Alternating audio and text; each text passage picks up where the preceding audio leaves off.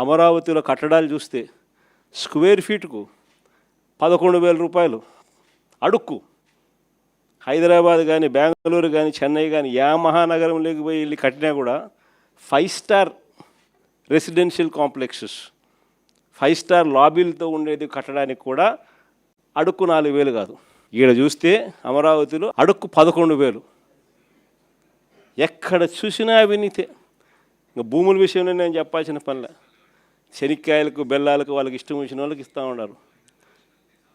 ఏకంగా ఇలా బంధువు బాలకృష్ణ అల్లుడు 5,000 కోట్ల రూపాయలు విలువ చేసే భూమిని నేరుగా వీళ్ళకి ఇష్టం వచ్చినట్టు శనిక్కాయలకు బెల్లాలకు కట్టబెడతా ఉన్నారు. ఈ రకంగా రాష్ట్రానికి సంబంధించిన ఆదాయాలు ఏవి కూడా రాష్ట్రానికి రాకుండా అన్ని రకాలుగా కూడా దోచుకున్నది తినుకోవడమే జరుగుతూ ఉంది. ఇంకా ఆశ్చర్యం విషయం ఏంటో తెలుసా? అసలు రాష్ట్రంలో పరిపాలన అనేది ఎక్కడ తాగడంలో వ్యవస్థలన్నీ కూడా మొత్తం కుప్పకూలిపోయినాయి.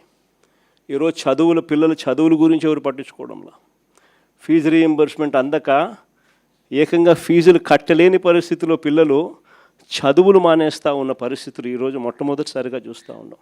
వైద్యం గురించి నేను చెప్పాల్సిన పనుల దాదాపుగా 3,000 చిల్లర కోట్ల రూపాయలు రాక నెట్వర్క్ హాస్పిటల్స్ అన్నీ కూడా బోర్డు తిప్పేసి ఆరోగ్యశ్రీ పేషెంట్లకు వైద్యం చెయ్యమని చెప్పి నిర్మోహమాటంగా చెప్తూ ఉన్నాయి.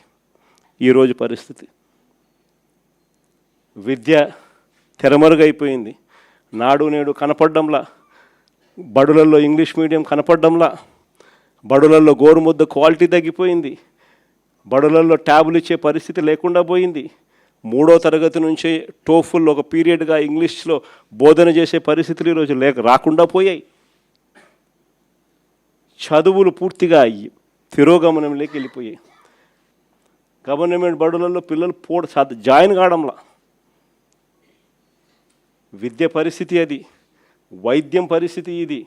రైతుల పరిస్థితి చూస్తే ఏ పంటకు కూడా ఈరోజు కనీసం గిట్టుబాటు ధరలు రాని పరిస్థితిలోకి ఏ పంటకు రాని పరిస్థితి.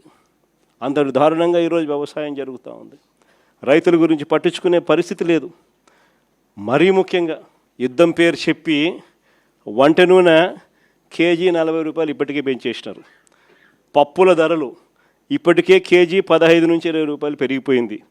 ఉచిత గ్యాస్కు దిక్కు లేదు. కానీ ఈ మనిషి ఈరోజు గ్యాస్ కొనాలనుకున్నా కూడా బ్లాక్లో 2,000 ఇస్తావా 3,000 రూపాయలు ఇస్తావా అని చెప్పి అడిగే పరిస్థితిలోకి ఇప్పుడే వెళ్ళిపోయింది.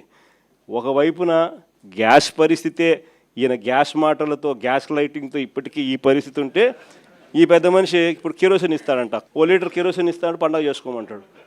అసలు కిరోసిన్ ఇస్తే స్టవ్లు ఆడుండాయి. అందరికీ గ్యాస్ స్టవ్లు ఉన్న పరిస్థితి నుంచి ఇప్పుడు కిరోసిన్ స్టవ్లు లేవు. ఈయన 1 లీటర్ కిరోసిన్ ఇస్తా పండగ చేసుకోమంటాడు. యుద్ధం పేరు చెప్పి గుడ్ల రేట్లు కూడా పడిపోయిన పరిస్థితిలో ఈరోజు రైతు అల్లాడుతూ ఉన్నాడు. మొక్కజొన్న క్వింటాలు 1,400 కొనే నాతుడు లేడు. కొక్కోకు ధర లేదు, శనగ పంటకు ధర లేదు, అరటి పంటకు ధర లేదు, టమాటో పంటకు ధర లేదు. రైతుల పరిస్థితి ఇది. అయినా పాలన మీద ఏమాత్రం ధ్యాస లేదు.